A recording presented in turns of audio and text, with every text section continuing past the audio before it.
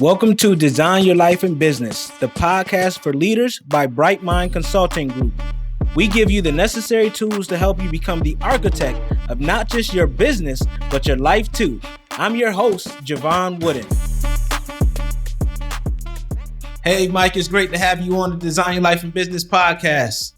Thank you, Jevon. It's great to be with you, man. Thank you for having me. And also, I want to thank you for the wonderful work you're doing to make a difference in the lives of so many people, not only in this country, but around the world.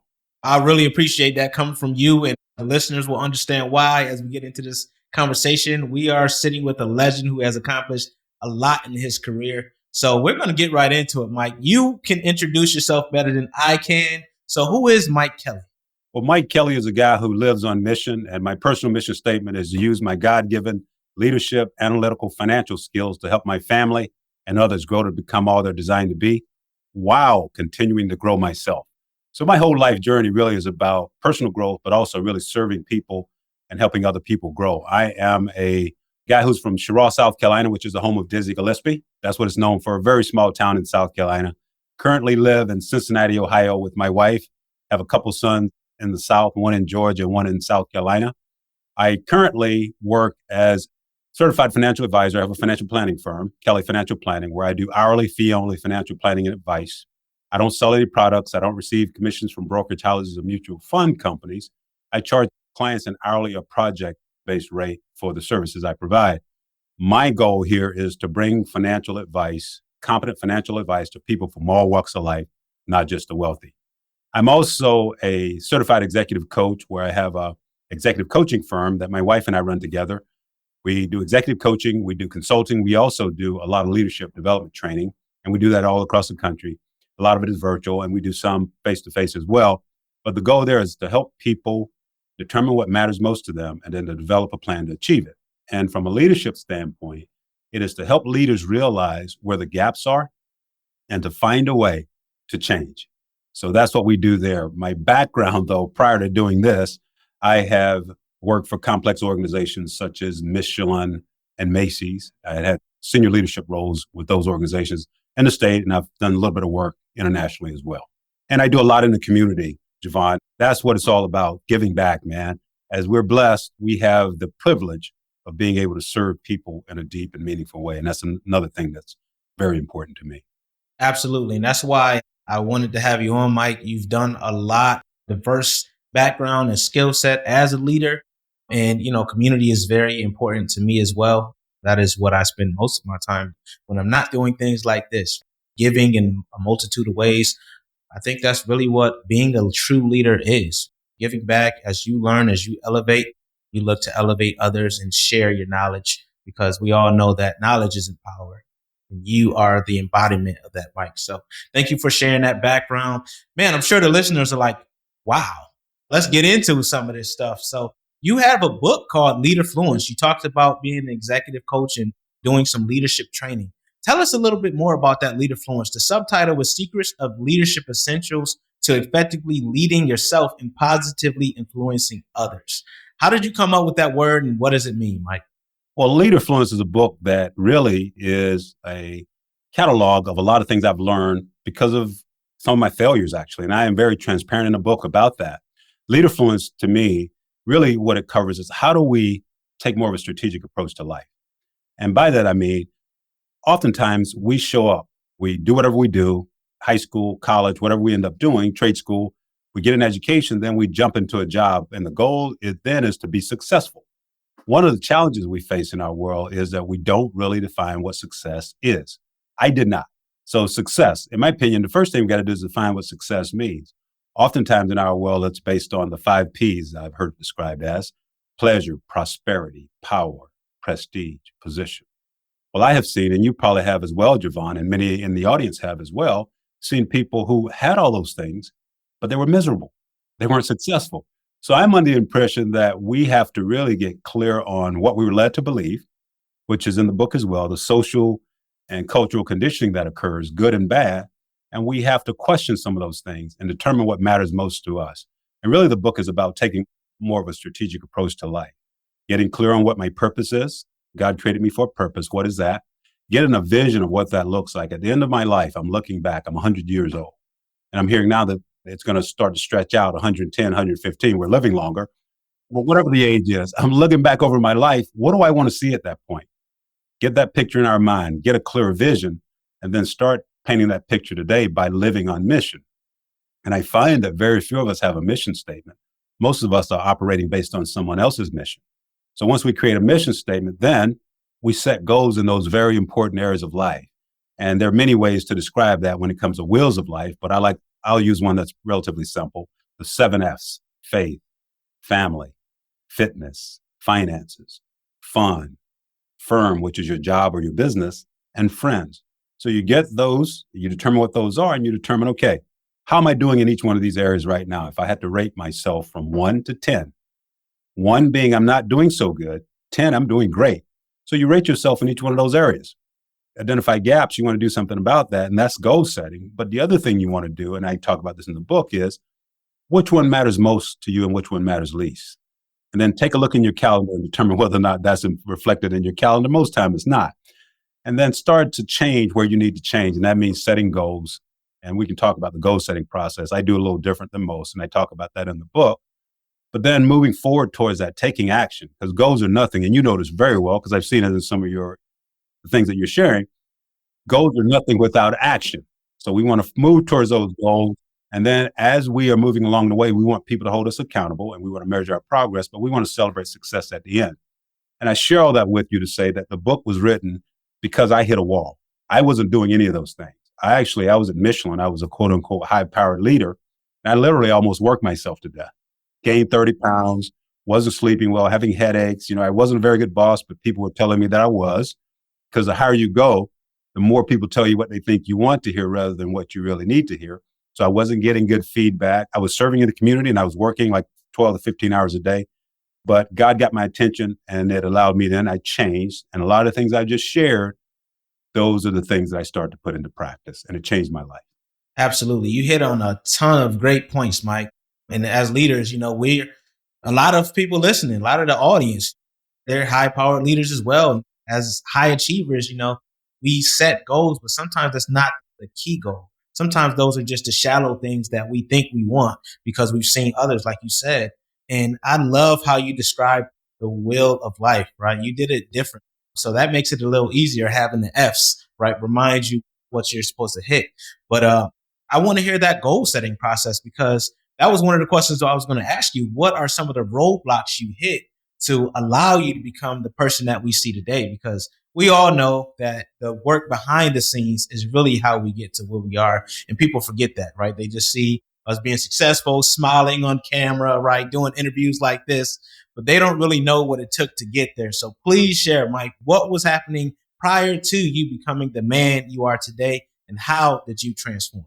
So as I said, I'll go back to that story about working at a major international corporation, getting a lot of opportunities from a position standpoint and a power standpoint, getting promoted, getting stretch assignments, got experience in marketing, sales, finance, HR, did a little international project management work, loved it, but I was working too much. And what I realized is my head started to pound. And one of the things that was happening there too is I'm a first generation college student.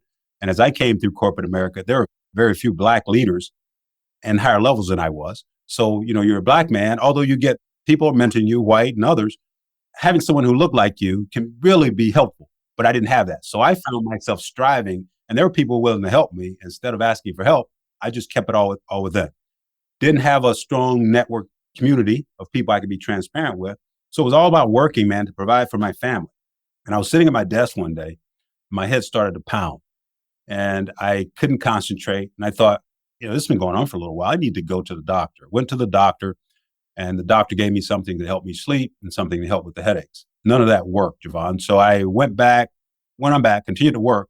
So this went on for 2 or 3 times, stronger medication, but nothing really helped. So finally, the doctor looked at me and said, "Hey, Mike, we need to scan your brain to make sure you don't have a tumor or anything." So they actually did. So I went back for that appointment. And thankfully, I didn't have a tumor. But the doctor looked at me and said, "You are under severe stress and headed towards depression. You need to change your life." So I realized at that point, I was like, whoa, I was a college athlete, basketball player, healthy guy, I thought, but I was, again, 30 pounds overweight. But it led me on this journey. I like to say God led me on this journey to really get a little clarity. So I got connected with some people out there who had a similar path. I did not know that. And I started to learn certain things. And that's where this goal setting piece, after all the other stuff I've shared as well, but the goal setting piece is something that I started to apply in my life. And I'll share this as well.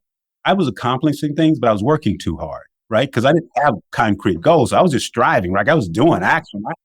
But when I started to set goals and set them in this way, I learned to set a goal. So we hear SMART goals: specific, measurable, attainable, realistic, time bound. So certainly you do that. But there's something else you do as part of the goal process I've learned, goal setting process. You determine, okay, what are the advantages of achieving this goal and what are the losses to be avoided? So you process that, you write that down: advantages to be achieved, losses to be avoided. Then the other thing I learned is you think about this ahead of time. What are the obstacles? You take a column, what are the obstacles to achieving this goal or these goals? And then on the other side of that, what are solutions for each one of those obstacles? You think about that ahead of time. So you complete that. So these are solutions and these are obstacles, which we are going to have, but these are solutions to those. So then you got that. It's in your mind. Okay, now what steps do I need to take? Then you write out your action steps: by when, who's going to hold me accountable. And then you get into the accountability piece, affirmations, which you're aware of, statements as if something has occurred, and then visualization, pictures of what that success might look like for you after you defined it. But how am I going to celebrate this at the end of the day? So taking a goal and taking it through that process is something I learned to do in each area of life as I determine what the biggest goals were. An example of that for me was being 30 pounds overweight. I needed to lose weight, man, because that wasn't good. So I actually went through that process to determine how I would lose this weight. And I've lost 30 pounds and more since that time. So it does work. I could give you other examples as well, but taking more of a strategic approach to life, but also to goal setting, is something that I learned. And I get to share that widely with others. Absolutely. And we would never know that you were 30 pounds overweight from the way you look, because you look fantastic, Mike. I mean, you look like you could run 10 miles right now without a warm up. So whatever you're doing, keep doing it, brother. But you hit on points that we don't hear often, right? And I want the audience, the listeners, really to pay attention to what was said about being a Black leader specifically, right? A lot of us, that representation isn't there. So our journey is different, right? I went through the same thing, Mike, where I didn't have anyone that looked like me, going into these places. And it was like, wow, representation really does matter, because you start to feel like, do I belong? That sense of belonging, right? So you start working harder. You start just finding things to do, things that probably aren't even in your job description, right? You're just doing things because you feel like you have something to prove. And that's how we get into that depressed state, right? So I know that very well. And that's a constant battle. So I appreciate you sharing that and really being vulnerable about types of obstacles that we often don't hear about as leaders. That is a key discussion, and we can talk about that in a whole nother episode. So thank you for sharing that. But you also mentioned the goal setting, right? Overcoming all of that stuff and getting really clear about what truly mattered to you. That values assessment really played a factor in there. You mentioned the will of life, right? Identifying those values. And then you mentioned seeing the goals, right? Seeing the goals, but also seeing obstacles along the way, what kind of gives you that foresight. So you can say, all right, if I run into this, I already have a plan, right? I have contingencies in place. I know that I can keep pushing if I was to hit this. So I think that's something that we don't really hear about. So what caused you to kind of do the goal setting a little bit differently, Mike? Learned it along the way and I haven't mentioned it yet, but I did talk about my desire to continue to grow. But I've got a growth mindset, and I learned a lot of things. I'll share one other things with you around this goal piece. As I start to gain information, as I've got all these different certifications, registered life planner. I think I mentioned, I don't think I mentioned that. I'm a registered life planner. I think there are 500 in the world. Certified financial planner out of the 95,000. It's by a guy named George Kinder, the Kinder Institute. And he certifies basically registered life planners. And it's a pretty involved process where you go through you do your own life plan, but then you're trained on how to do that for others as well. So it's and we can certainly talk more about that. But that was one of those things that helped me get insight. Then becoming a certified executive and life coach a couple times over. And then the certified financial planner, I did that. Money, and you know this well, Jevon, is at the root of everything almost. And we don't even think about it, but a lot of times it drives us. So I became a certified financial planner as well. And out of the 95,000 in the country, only 1,700, from what I understand, are Black. So that's a very challenging thing to go through. But along the way, so I learned about this goal setting piece, But I want to share one other thing with everyone listening in. Another thing I learned, and this is especially true for Black people, we have to take a longer term view. And by that, I mean, we've got to start thinking beyond our own lifetimes. Another thing I learned is to set goals 200 years out, 300 years out, beyond my lifetime. So, what does that do? It challenges me to change the way that I live today, to change the type goals that I might establish because I'm thinking about legacy. We've got to have a longer term view. In the financial planning space, I encourage my clients to use a telescope more often than a microscope. CNBC, other news outlets, they want to get us to do something. Well, build your plan, set your asset allocation. You know what your goals are. Just be consistent and live your life. We don't need to be taking a lot of action all the time, right? If it's not thoughtfully done. So I like to encourage people to think long term. And we start to think beyond our lifetimes, it really changes the way that we live each day.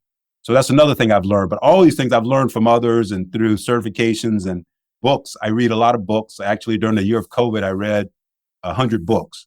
I devour books because we have the opportunity through books to learn from other people. We benefit from what other people have done. We also have the opportunity to be mentored by other people that we may never even meet. So, one, I got a couple of questions, but what are some of your go-to books, like when you gift others books? Yeah, so there are a lot of books out there that I enjoy reading. So one book I actually have read, and I'm rereading it again, and it's called The Color of Money, Black Banks and the Wealth Gap.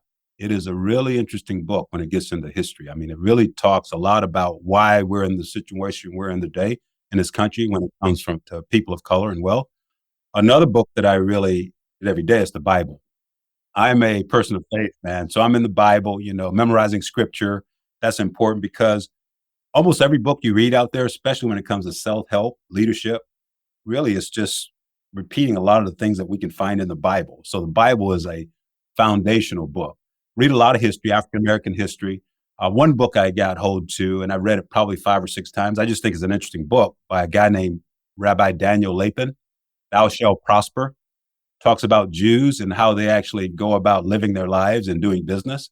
But it's written for anyone, and it's really not about prospering. It's really not about money. It's about life. It's a great read. I encourage people to read that book as well. But there are so many other books. I've got tons of books here. I've got books here. I've written a book. I could give you the name. Deep Work is another good book that I probably for, but I could give you the names of tons of books. I feel like we are so busy, and oftentimes, and you know this well, libraries go underutilized. And most of us, from what I hear, we don't read one book from cover to cover when we finish whatever formal education we go through. But if I tell people, I talk about this in my book, if you were to just read one page a day of any book, at the end of a year, you'll have read 365 pages. That could be 2 or 3 books or more. So again, setting a goal and doing something every day and then tracking your progress can be transformational. A lot of us forget about that. Like you mentioned earlier, trying to do everything in one day, right? And it's really about those small wins, those incremental changes that add up to the big successes. So I love that you said reading one page of a book, because how many of us look at a goal and we see the goal holistically and it seems insurmountable, right? So we're like, you know what? I'm not going to do that. I'll get back to that later. When if we chunk it down and we break things into pieces like a book, and we read just one page or do one thing towards that goal a day, right? We always talk about that 1% better rule. We become exponentially better, exponentially stronger, and accomplish exponentially more if we just do one small thing towards what we're looking to do, towards that legacy you mentioned earlier, right? So that's very, very key of what you just mentioned, Mike. So I got to ask you, like, when it comes to this life planning, what does that entail? Like, what are some of the questions that we should be asking ourselves as leaders to make sure we're planning a very bountiful and abundant life?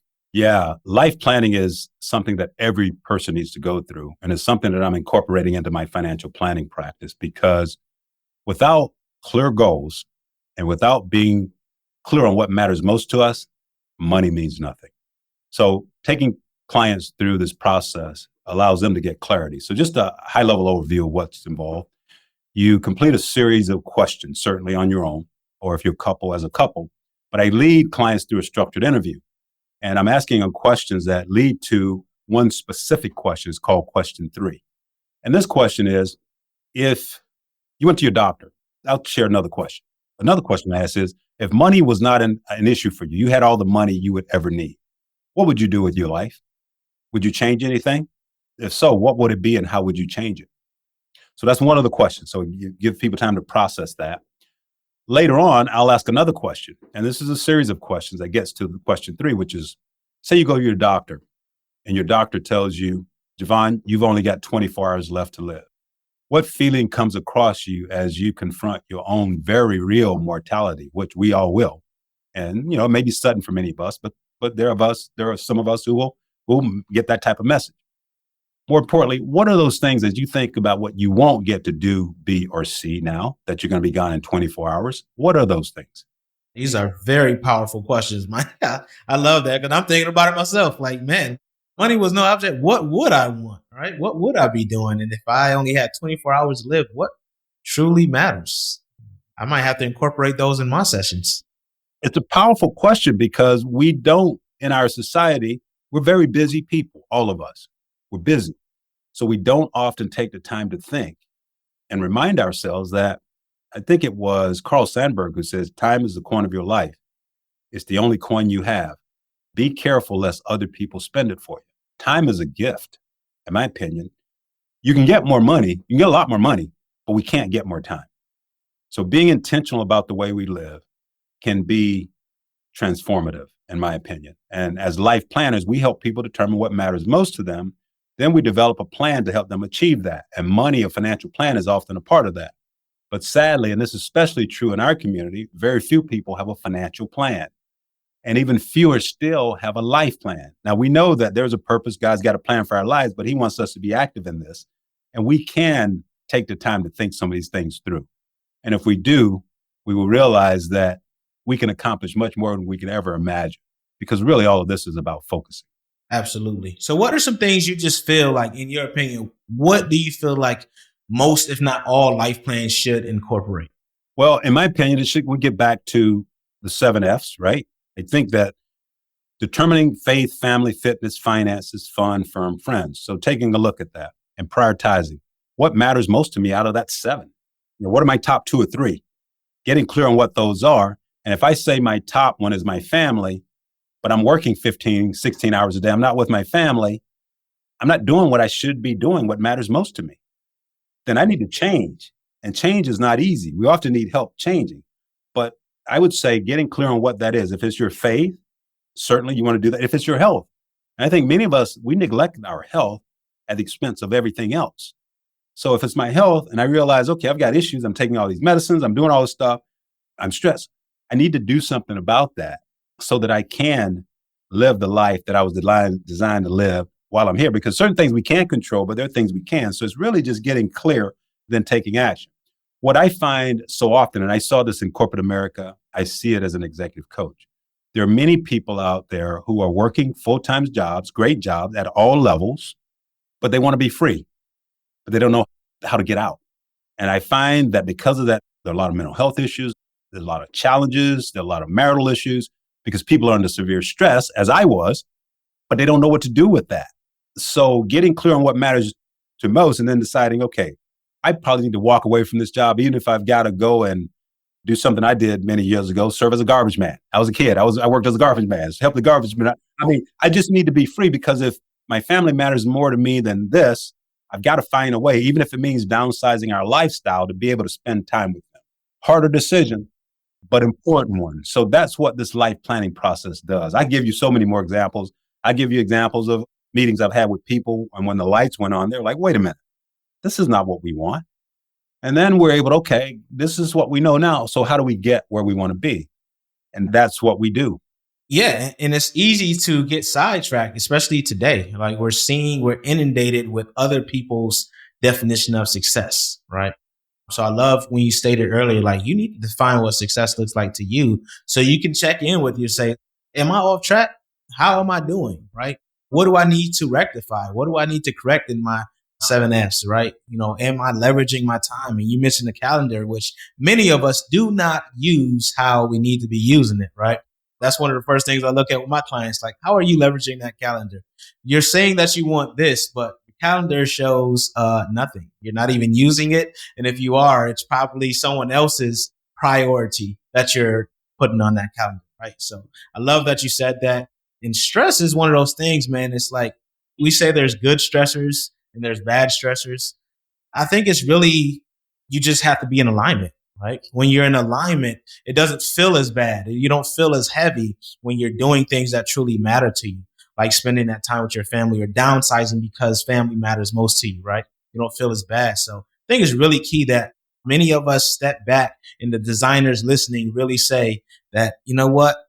I'm not designing a life or a business I don't need a vacation from truly because I haven't even defined it in the first place. We just do things. We're very reactive in life. And I just have this question. How do we become more proactive, right? In life and in business, right? You mentioned business, and we haven't really talked about business owners. So I kept classes with business owners too. And when you're hustling, you're trying to scale, a lot of times you lose sight of everything to get up that ladder to build that business. And it can be daunting.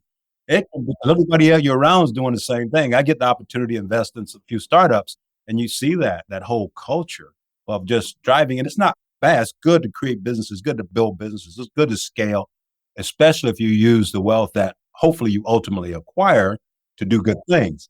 But you don't want to lose yourself at the expense of that. So in my opinion, I go back to something I said earlier.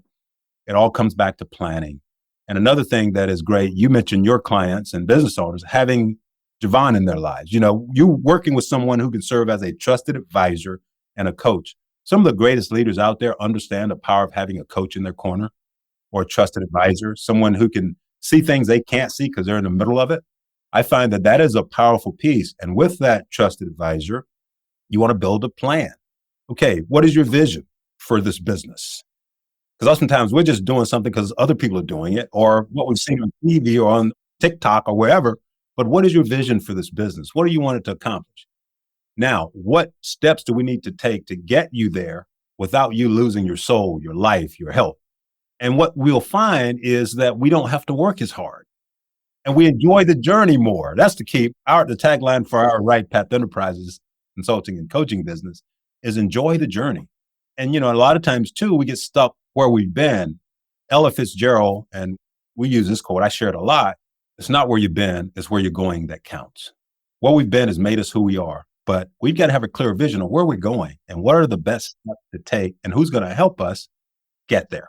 So that's a great thing as well. I had a chance over the weekend to speak in Atlanta to a group down in Atlanta, and on my way there, so we got delayed several times, but anyway, got on the flight, we get ready to take off, and one of those stewardesses shared a quote by Michael Jackson. If you want to make the world a better place, take a look at yourself and make a change. And I just shared that with the group because I think it's so powerful. It is, man. That's one of my favorite joints from him, though, man. Seriously, make that change, man. Absolutely. But it's true, though. It starts with you. And get help if you need it, man, right? Get help. Reach out to you. I mean, get help if you need it. It's okay. We all need help. So I don't know if I answered your question, but that's what came to my mind. I just think that sometimes we got to get help and then we got to plan.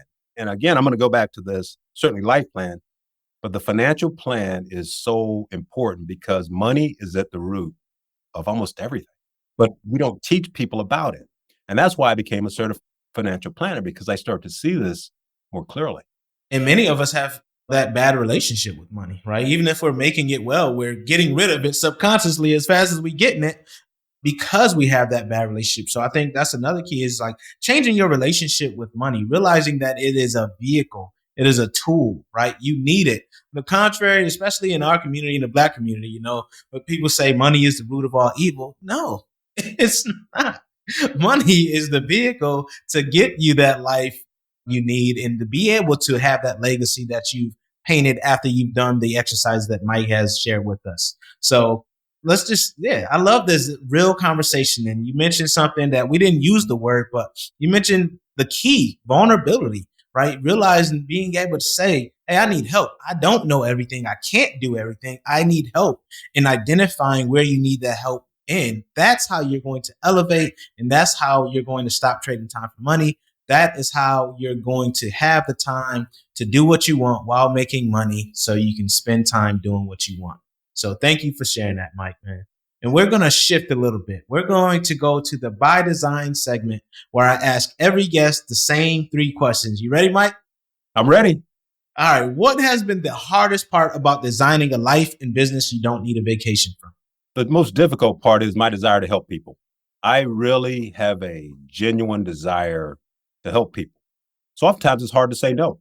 So for me, it's someone reaches out, okay, I've got a lot going on, but I sense in this person's voice that they're in a bad place and they really need me. A lot of times I'll say yes.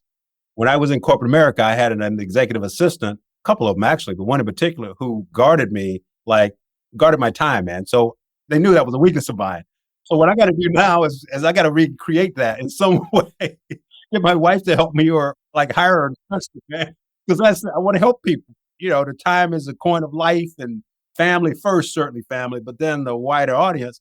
And I'm struggling with another thing I'll share, scaling. So there's an opportunity to scale in both businesses.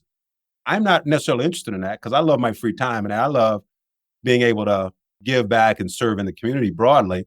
But I'm starting to think through that right now as well. So I'll share that. I could go on and on about that, man. But just saying no and making sure I'm focused and guarding my time is an area that can be a challenge. I feel like we all deal with that, right? When you're a servant, that's just how it goes. That boundary setting, being that it's two letters, but it's some of the most powerful stuff you can use is that no. It's just hard. I'm with you on that one. So what is the best lesson you've learned from your entrepreneurial journey? The best lesson that I learned is, and this is a Jim Rohn quote, and you're clearly familiar with Jim Rohn, who passed away a few years ago. Two things. He said, work harder on yourself than you do on your job. So if you work hard on your job, you'll make a living. If you work hard on yourself, you'll make a fortune.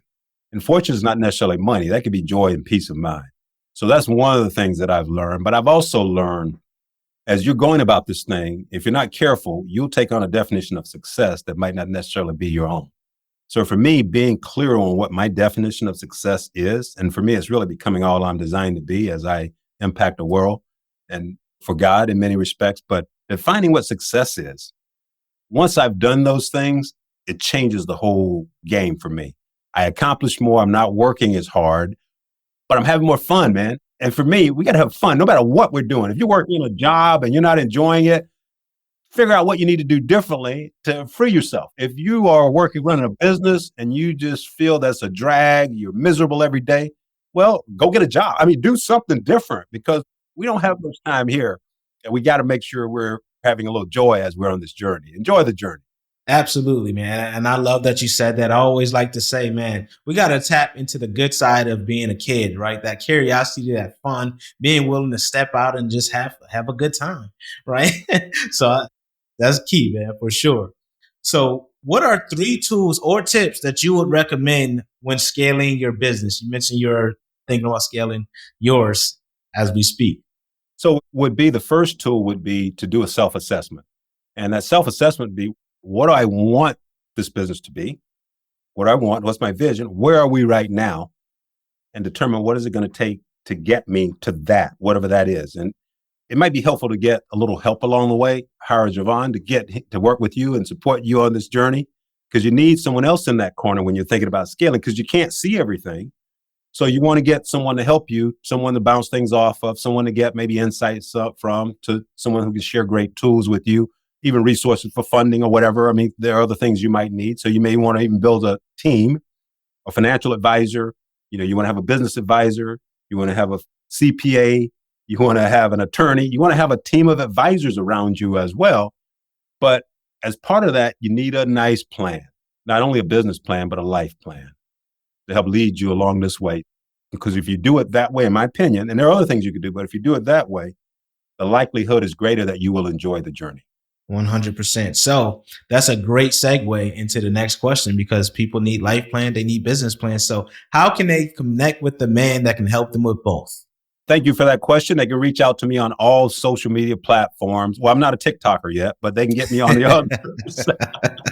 LinkedIn, would love to connect on LinkedIn, Facebook, Instagram, I'm there, on Twitter, on my websites, Right Path Enterprises, like Take the Right Path.